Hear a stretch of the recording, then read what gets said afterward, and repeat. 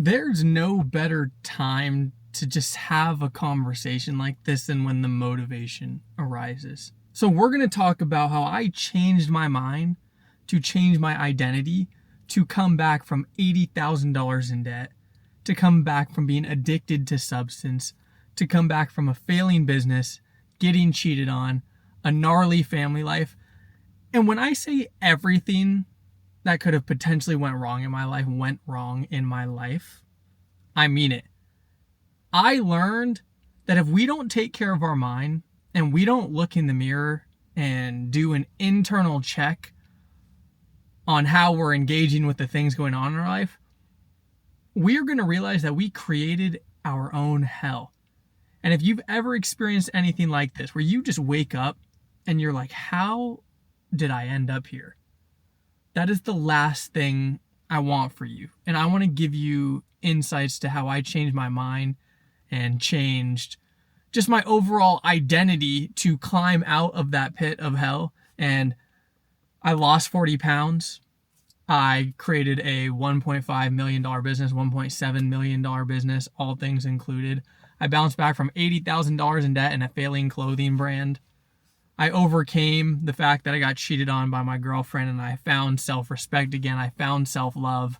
My family bounced back from the things we were going through. And I feel like it's just important to have raw talks like this because no one in life is exempt from these things happening. This is actually the nature of life itself. Shitty things are going to happen, but there's two ways to go about looking at it. And I'm going to tell you how to change your mind. Everyone talks about reprogram your mind, manifest this, manifest that. But it all starts with your perspective and how you look at the things that are happening to you. Now, I played the victim card for so long. The first way you could live is through circumstantial living. Now, what do I mean by that? You are letting your life be determined by the circumstances that happen to you. What about the people that get their legs blown off in war? Or what about the people that don't grow up with a home and grow up on the street? Those are gnarly circumstances, and even people pull themselves out of those trenches. And that's something to acknowledge. That it could be a lot worse. And all the things I went through, I wouldn't wish upon my worst enemy. But I looked in the mirror at some point and I realized, am I going to be a victim or am I going to be a victor? Now, the victor is intentionally living. It's okay. We don't stumble upon the concept of intentionally living until we unconsciously live and we create these hells for ourselves.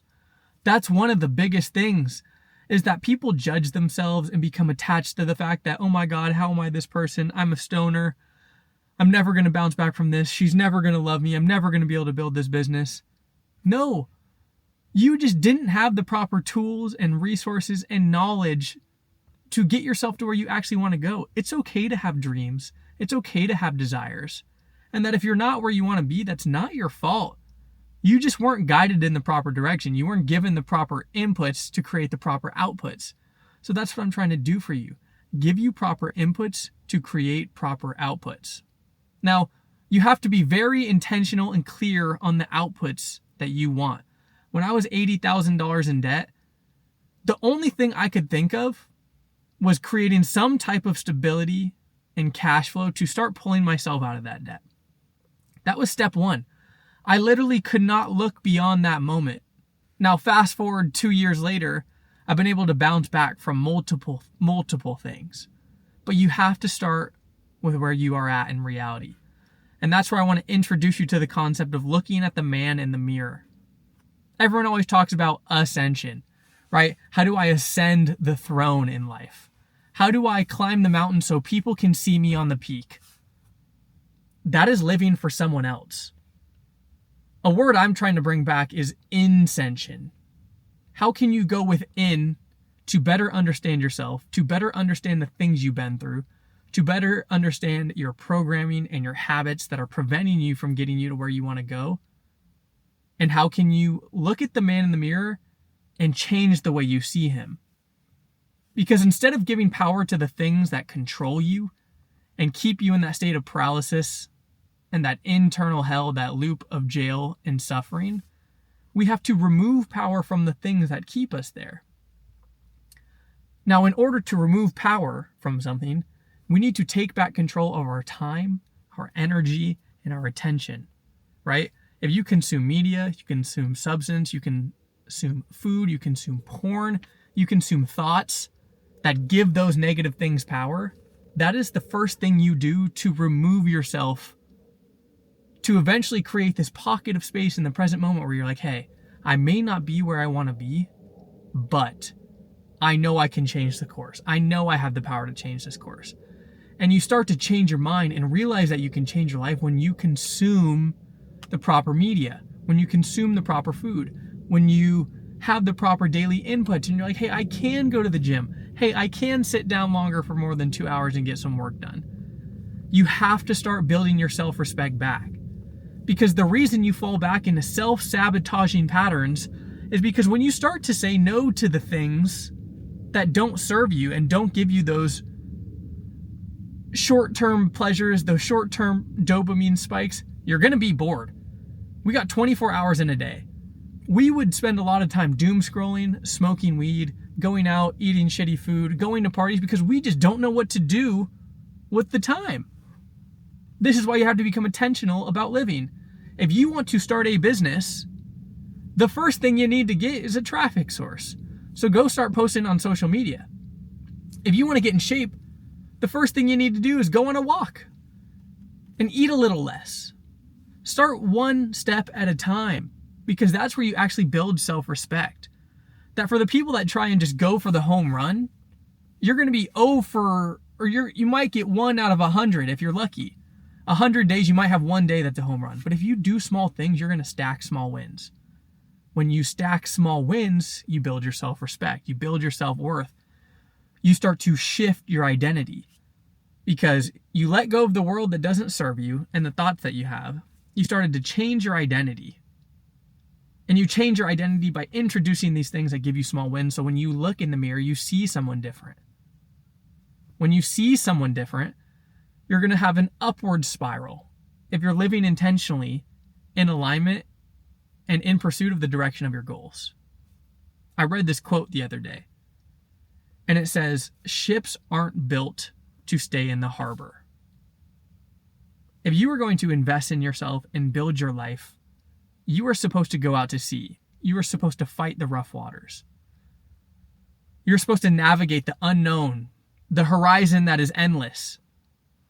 But as long as you have conviction and belief and know that you're going to be intentionally headed somewhere, you will stumble upon paradise. You will stumble upon new land that you will conquer. But it all starts with your mind. It all starts with your ability to see a reality that you want. I can't tell you what you want. Your mom can't tell you what you want. Your best friend, your girlfriend, they can't tell you what you want. You have to feel it. It's a spiritual process to experience something that doesn't exist yet and to have the conviction to be here on earth, 10 toes down, and to bring it to life. It is a spiritual process. That is why a lot of my videos are about spirituality and about mindset. Is because this world is a crazy place.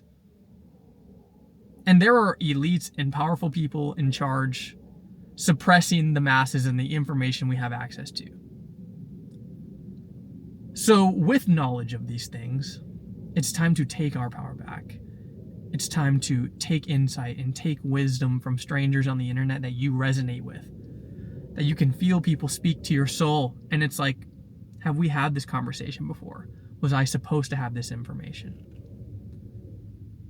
You have to shift your mind, which changes your actions and beliefs and thoughts, which will then begin to change your identity. That's how I got out of $80,000 of debt. That's how I lost 40 pounds. That's how I built a $1.7 million business. I can officially say I'm a 7-figure founder at 25. And margins on 1.5 of that, 80, 90%. But I started small. When I was 18 years old, I started drop shipping these music boxes. Played the Harry Potter theme song. I drop shipped the love bracelets, the necklaces. I started a clothing brand. We did pretty well. Sold thousands of units, 500K in revenue. But you have to watch out for the hubris that comes with chasing these things for the wrong reasons. And don't be afraid of it. You're going to learn the lessons as you go. The only way you can truly learn is through experience. But when I was on my high horse and my brand was getting millions of views and everyone in San Diego was like, oh my God, I know you. I know your brand. Like, congratulations on all the success. All the girls were coming up to me at the parties. I was making $10,000 a day. I got lazy. Everything I worked for to change my mind to create that reality, I fell victim to old ways and self-sabotage. I hit my ceiling that I thought was my potential, and I fell, and I spiraled. How do we prevent that from happening? By understanding our intention and by understanding the things we need to align with that bring us success. And those are all internal things. The validation you're looking for is not on the external world, and I'm going to tell you that right now. The thing about the fast car, the pretty girls, the lifestyle, the travel, the apartment, any material thing you could want is actually so you could look in the mirror and say, congratulations, you are the person I knew you could be. You can be that person right now. You can be that person by going on the run when you don't want to go on the run, going to the gym when you don't want to go to the gym, sitting down to knock out one piece of content, even though you don't want to knock out a piece of content. That is the elite individual. The person that doesn't self-sabotage, the person that lives intentionally and knows that if I want to go to this place, I need to do these things.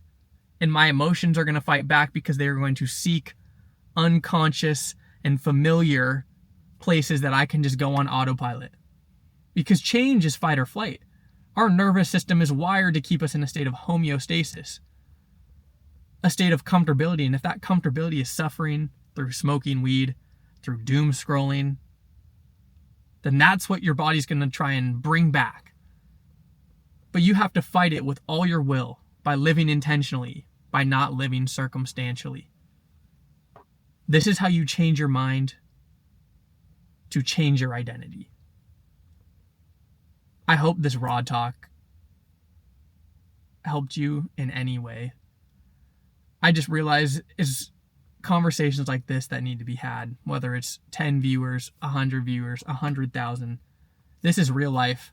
And the only way I grow is by helping you grow. And the only way you grow is helping others grow. So drop a like, subscribe, and I will see you in the next one.